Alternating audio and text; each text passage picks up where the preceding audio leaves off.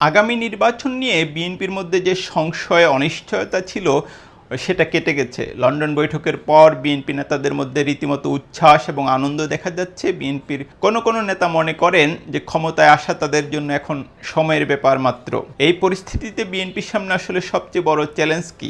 ৮ মাসের মধ্যে অনুষ্ঠিত হতে চলা নির্বাচনে প্রার্থী বাছাই করাই আসলে বিএনপির জন্য প্রধান চ্যালেঞ্জ। বিএনপি যখন মনে করছে তারা নির্বাচনে জয়ী হবে, কিংবা যখন এরকম একটা আবহ তৈরি হয়েছে যে নির্বাচনে বিএনপি জয় পেতে চলেছে, তখন শুধু বিএনপি করেন এমন না, বিএনপির সমর্থক বা বিভিন্ন ব্যবসায়ী সহ প্রভাবশালী বহু মানুষ বিএনপি থেকে নির্বাচন করতে চাইবেন। এটা বাংলাদেশের রাজনীতিতে নতুন কোনো ঘটনা নয়। আমরা যেটা দেখেছি বিগত আওয়ামী লীগ সরকারের শাসনামলে, যখন আওয়ামী লীগের একতরফা নির্বাচন হোক আর যেরকম সাজানো নির্বাচন হোক, যখন আওয়ামী লীগের জয়ের সম্ভাবনা বেশি দেখা যাচ্ছিল বা অনেকটা নিশ্চিত জয়ের পথে ছিল, তখন বহু মানুষ আওয়ামী লীগের প্রার্থী হওয়ার জন্য রীতিমতো লড়াই যুদ্ধ করেছেন। এবং আপনাদের মনে আছে ধানমন্ডিতে কীভাবে নায়িকাদের লম্বা মিছিল তৈরি হতো, অনেকটা লাইন দেখা যেত। তো বিএনপির জন্য এটা খুবই বড় চ্যালেঞ্জ হবে আগামী নির্বাচনে প্রার্থী বাছাই করা, যেটা দেখা যাবে যে এক আসনে বহু নেতা প্রার্থী হতে চাচ্ছেন এবং তাদের কেউ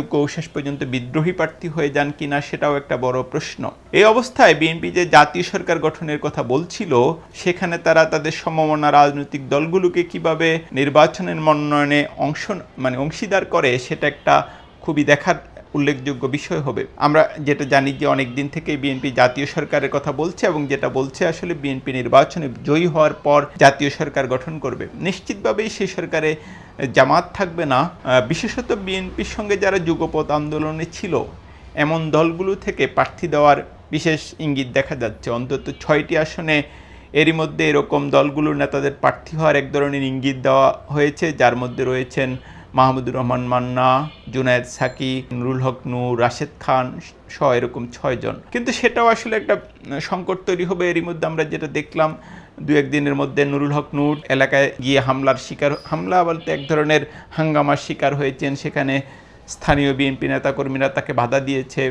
নানা রকম বর্ণনা পাওয়া যাচ্ছে সেই ঘটনার, কিন্তু এটা তো নিশ্চিত করেই বোঝা যাচ্ছে যে স্থানীয় বিএনপি তাকে গ্রহণ করেনি।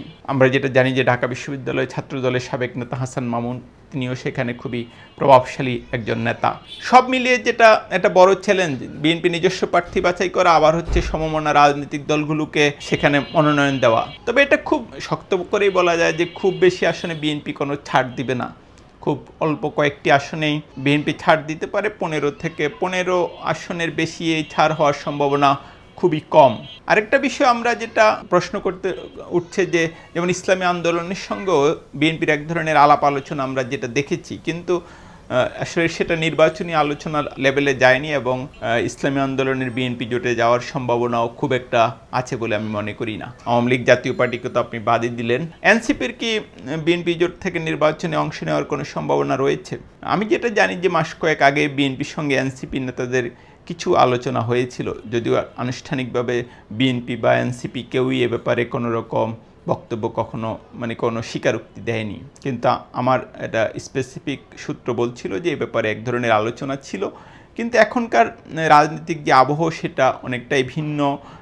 এখন বিএনপি এবং এনসিপিকে বেশ দূরে মনে হচ্ছে, তাদের মধ্যে এক ধরনের দূরত্ব রয়েছে। কিন্তু রাজনীতি আসলে ফানি গেম, এটা কখন যে ক্রিকেটের মতো, এটা যে কোনো সময় পরিস্থিতি পাল্টাতে পারে, এবং বিএনপি জোটে যদি এনসিপি অংশ নেয় সেটা আসলে খুব অবাক হব না। কিন্তু যেটা বলছিলাম যে বিএনপির জন্য আগামী নির্বাচনে সবচেয়ে বড় চ্যালেঞ্জ প্রার্থী বাছাই করা, এবং তাদের সমমনা রাজনৈতিক দলগুলোকে অল্প কিছু আসন ছাড়লেও সেটা আসলে কিভাবে ছাড়া যাবে, ওইসব আসনে আবার বিএনপি নেতারা বিদ্রোহী প্রার্থী হবেন কিনা, সেটা খুবই বড় একটা প্রশ্ন হয়ে থেকে যাবে।